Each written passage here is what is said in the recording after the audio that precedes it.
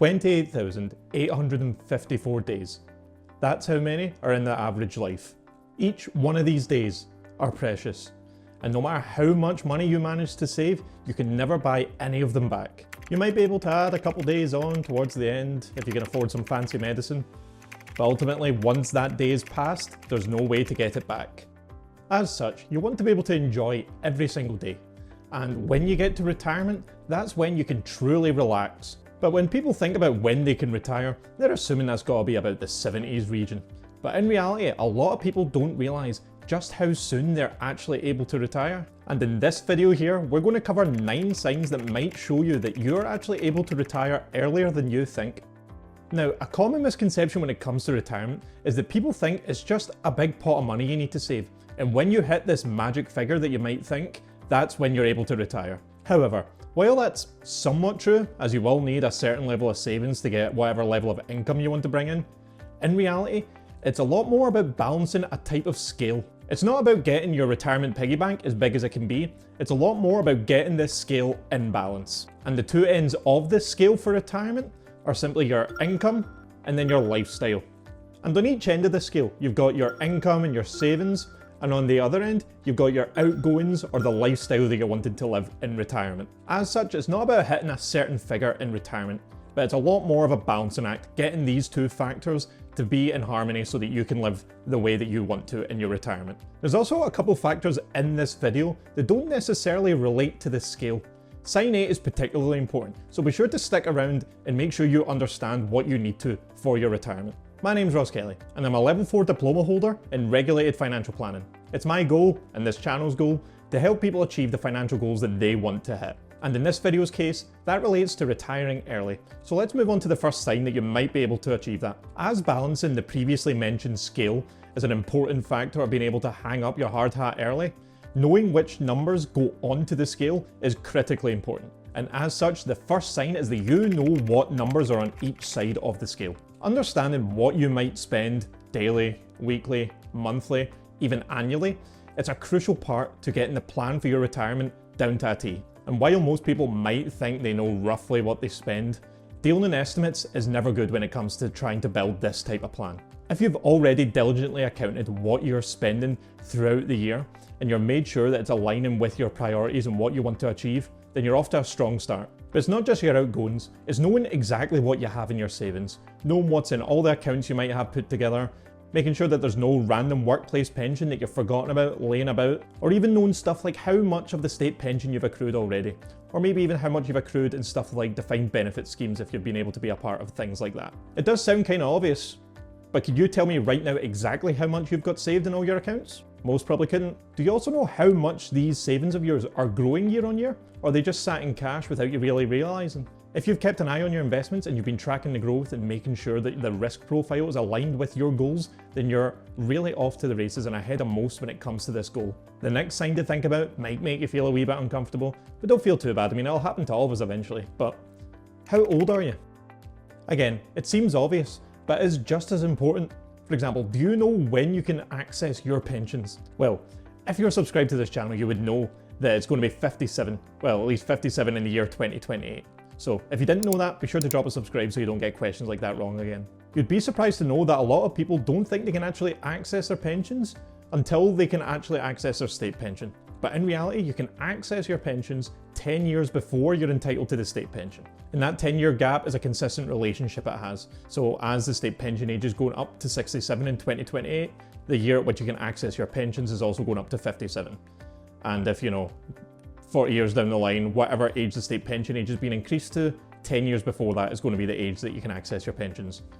Or at least I hope so. On the back of that, the next sign is not having all your proverbial savings eggs in one, pension basket.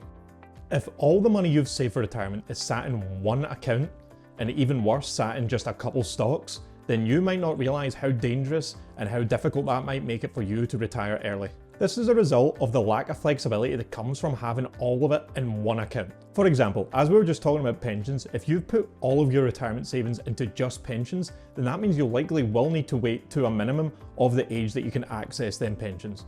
Whereas if you've been equally saving it into both pensions and ISAs, then you could use ISAs earlier and that would let you retire early and bridge the income to the point where you can access your pensions. Also, having the savings in these accounts invested across a diverse and broad amount of assets will also make it a lot less risky for you to hit that early retirement. As if you only have your investments in a couple stocks, then all it takes is a bad earnings call or even a tweet from Trump to completely demolish the value of your account, and at which point you might need to delay when you want to retire.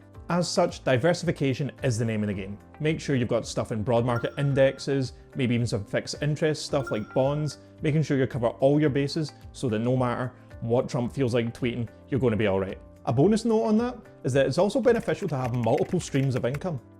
So having things like like a wee side business or even like rental income will also really help when it comes to trying to get that income part of the scale in balance. If you're curious about these different income streams and how you might want to add them to your portfolio, be sure to drop a like and subscribe. It really does help the channel.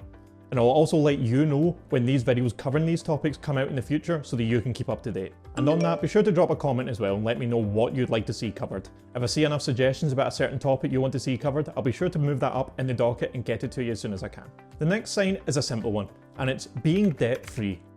Not having something like a mortgage, which is normally a person's largest outgoings, is a serious green flag that early retirement might be an option for you. This also goes for stuff like maybe high interest car loans or credit cards, as having this lack of debt really will take the weight out of your outgoings part of the scale and make it a lot more feasible for early retirement to be on the table. Now, it is possible to have these debts and still have an early retirement. You just need to bear them in mind and make sure that they're accounted for in your plan. The next sign that you might be ready for an early retirement is your tax efficiency.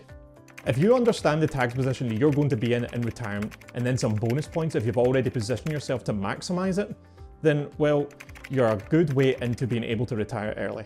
Having the bulk of your savings in tax-efficient wrappers, stuff like ISAs and pensions, will really make a difference for being able to retire early, as it will bring down the amount that you need to save in total quite a lot. For example, let's say you wanted to have 20 grand to spend in retirement. If you're going to try and take this 20k from an account that's not tax-free like an ISA, then you'll have to, well, pay tax on it when it comes out. As such, if you're at, say, the basic rate of tax at 20% and you wanted £20,000 to spend, you would actually need to take out 25k, as that would be the 20k grossed up, and it means that once you take out the 25k, it'll be taxed, and then you'll have the 20 grand to spend in your retirement.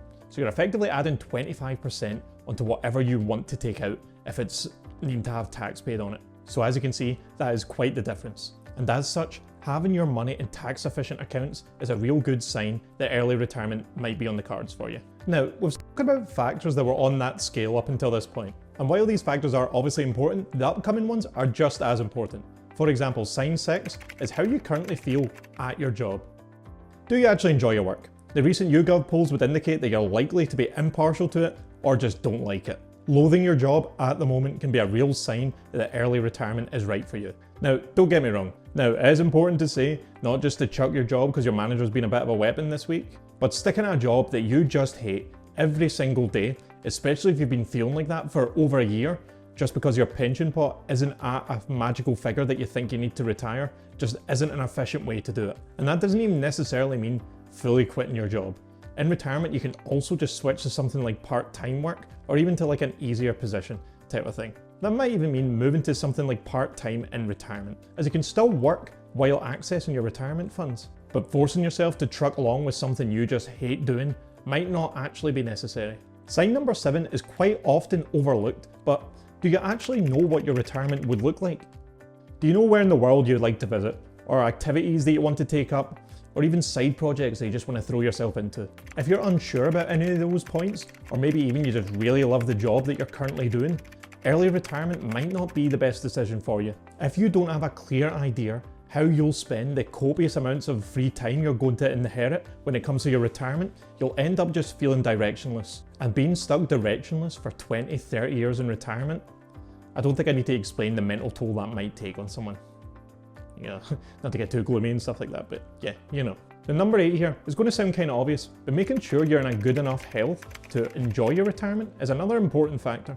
If you've got things on your bucket list that you really want to do that are quite physically demanding, whether that's climbing a summit or, I don't know, sailing around the world, then waiting to the age of 65 or 70 to retire is just going to make it so that when you get to retiring, the things you want to do just aren't able to be done.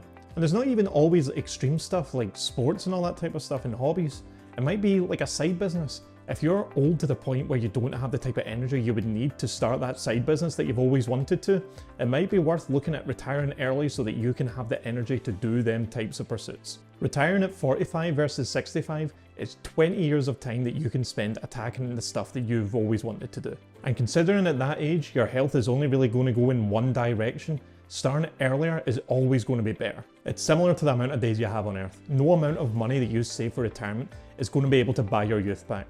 It might be a bit cheeky, calling 45 your youth, but you get what I'm trying to say here. So it is really important to understand the position you might be in and make sure that you're able to take advantage of the youth you might still have. And the ninth and last sign that you might be ready for an early retirement is, well, you've clicked on this video and then obviously watched it all the way to the end as well. It shows that at a minimum, the thought of early retirement is on your head, and that's definitely something that's worth investigating in yourself. If it does feel a bit overwhelming and you're just not too sure how you can navigate it yourself, be sure to contact someone like a professional financial planner, and they'll be sure to let you know what position you are in and if early retirement is on the table for you, and give you a bit of a second opinion on it. Admittedly, there's also a good chance that you might just be randomly sitting watching videos at 3 o'clock in the morning when you should really be going to bed like I do most nights. In which case, hello my kin, good to see you here.